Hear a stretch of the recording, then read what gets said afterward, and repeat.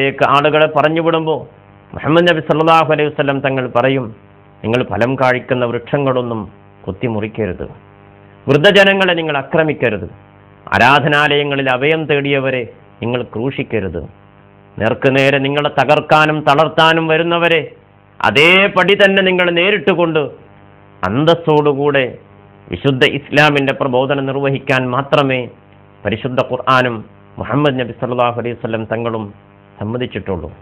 അതും നാം കാണുക. 1ഉം 2ഉം ലോകമഹായുദ്ധങ്ങളിലേക്ക് വിശുദ്ധ ഇസ്ലാമിൻ്റെ പ്രബോധനത്തെയും മുഹമ്മദ് നബി സല്ലല്ലാഹു അലൈഹി വസല്ലം തങ്ങൾ നടത്തിയ ലോകത്തെ സമാനതകളില്ലാത്ത വിപ്ലവത്തെയും ഒന്ന് താരതമ്യം ചെയ്യുമ്പോഴാണ് ലോകത്ത് മറ്റു വിപ്ലവങ്ങളെല്ലാം രക്തരൂക്ഷിതമാകുമ്പോൾ ഇസ്ലാമിക യുദ്ധങ്ങൾ പരിശോധിച്ചാൽ 80 ചില്ലാനം യുദ്ധങ്ങളിൽ വെറും 259 വിശ്വാസികളും 759 അവിശ്വാസികളും അങ്ങനെ 1018 പേർ മാത്രമാണ് ഈ 100ഓളം വരുന്ന യുദ്ധങ്ങളിൽ മരണപ്പെട്ടത് എന്ന സത്യം നാം അറിയുക. 1ാം ലോക മഹായുദ്ധത്തിന്റെ കണക്കെടുത്ത് പരിശോധിക്കുക, 2ാം ലോക മഹായുദ്ധത്തിന്റെ കണക്കെടുത്ത് പരിശോധിക്കുക.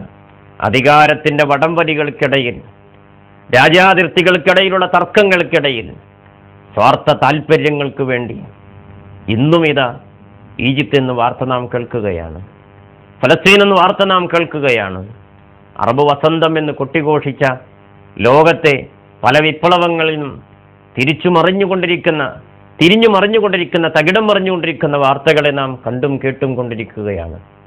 എന്നാൽ അതിൻ്റെ ഒക്കെ അപ്പുറത്തേക്ക് മാനവരാശിക്ക് 1000 നന്മകൾ മാത്രം സമ്മാനിച്ച ഇത്തരം പോരാട്ടങ്ങളുടെ, ഇത്തരം വിപ്ലവങ്ങളുടെ യഥാർത്ഥ ധർമ്മം മനസ്സിലാക്കിയാൽ തീർച്ചയായും മുഹമ്മദ് നബി സല്ലല്ലാഹു അലൈഹി വസല്ലം തങ്ങളുടെയും വിശുദ്ധ ഇസ്ലാമിൻ്റെയും മഹത്വം വാനോളം ഉയരും എന്ന കാര്യത്തിൽ യാതൊരു സന്ദേഹവുമില്ല. അത്തരം 1000 സന്ദേശങ്ങൾ മനസ്സിലാക്കാൻ, അത് ഉൾക്കൊള്ളാൻ, അതുവഴി വിശുദ്ധ ഇസ്ലാമിനെ കുറിച്ച് യഥാവിധി മനസ്സിലാക്കാൻ നമുക്ക് സാധ്യമാവട്ടെ എന്ന് ആത്മാർത്ഥമായി ആഗ്രഹിച്ചുകൊണ്ട് ആശിച്ചുകൊണ്ട് ഇന്ന് നമുക്ക് പിരിയാൻ സമയമായിരിക്കുന്നു. ഇൻഷാ അല്ലാഹ് ബദർ യുദ്ധാനന്തരം ഇസ്ലാമിക സമൂഹത്തിൻ്റെ ജീവിത നാൾ വഴികൾ എങ്ങനെയാണ്, അതോടൊപ്പം തന്നെ ബദർ യുദ്ധത്തിന് പകപോക്കാൻ പ്രതികാരവാജ്ഞയോടുകൂടെ ഇറങ്ങിപ്പുറപ്പെടുന്ന മക്ക മുശ്രിക്കീങ്ങളുടെ ശിഷ്ടജീവിതം എങ്ങനെയാണ് മുന്നോട്ട് കൊണ്ടുപോകുന്നത് വരും ദിവസങ്ങളിൽ നമുക്ക് പരിശോധിക്കേണ്ടതുണ്ട്. റഹ്മാനായ തമ്പുരാൻ, ജഗനിയന്താവായ തമ്പുരാൻ നമ്മെ അനുഗ്രഹിക്കട്ടെ എന്ന് ആത്മാർത്ഥമായി പ്രാർത്ഥിച്ചുകൊണ്ട് തൽക്കാലം നമുക്ക് പിരിയാം. വാഖിറു ദഅവാനാ അൽഹംദുലില്ലാഹ്.